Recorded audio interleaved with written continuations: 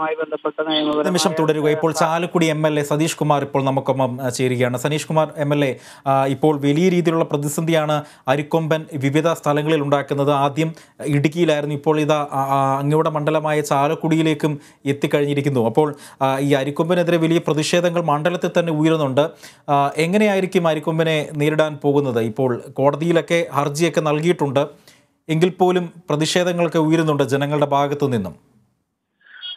കോടതി നിയോഗിച്ച വിദഗ്ധ സമിതി യാതൊരു തരത്തിലുമുള്ള പഠനവും നടത്താതെയാണ് ഇപ്പോൾ തന്നെ വന്യമൃഗവുമായി വലിയ സംഘർഷങ്ങൾ നിലനിൽക്കുന്ന വാഴച്ചാൽ പറമ്പിക്കുളം മേഖലയിലേക്ക് അരിക്കൊമ്പനെ കൊണ്ടുവരാനായിട്ടുള്ള ഒരു ഇടക്കാല വിധി ഉണ്ടായിട്ടുള്ളത്.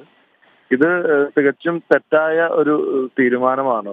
11ഓളം ആദിവാസി ഊരുകൾ നിലനിൽക്കുന്ന, വനാവകാശം നിലനിൽക്കുന്ന ഒരു പ്രദേശമാണ് അതിരപ്പള്ളി ഗ്രാമപഞ്ചായത്തും സമീപ പ്രദേശങ്ങളുമൊക്കെ. നിരന്തരമായി ആദിവാസി മേഖലയിലുള്ള ആളുകൾ അവരുടെ വനവിഭവങ്ങൾ ശേഖരിക്കുന്നതുമായി ബന്ധപ്പെട്ടുകൊണ്ട് നിരന്തരം സഞ്ചരിക്കുന്ന ആ മേഖലയിലേക്ക് അരിക്കൊമ്പനെ പോലെ അപകടകാരിയായിട്ടുള്ള ഒരു ആനയെ കൊണ്ടുവന്ന് വിടാനായിട്ടുള്ള ഒരു തീരുമാനം തികച്ചും തെറ്റാണ്.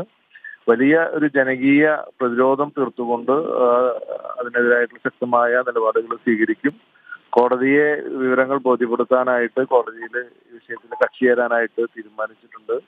ഇപ്പോൾ തന്നെ നിരവധി ആനകൾ ജനവാസ മേഖലയിൽ ഇറങ്ങി നിരന്തരം പ്രശ്നങ്ങൾ നിലനിൽക്കുന്ന ഒരു പ്രദേശം കൂടിയാണ് ഈ പ്രദേശം എന്നുള്ള വസ്തുത നിലനിൽക്കുകയാണ് ഇത്തരത്തിലുള്ള ഒരു അപക്വമായ തീരുമാനം ഉണ്ടായിട്ടുള്ളത്.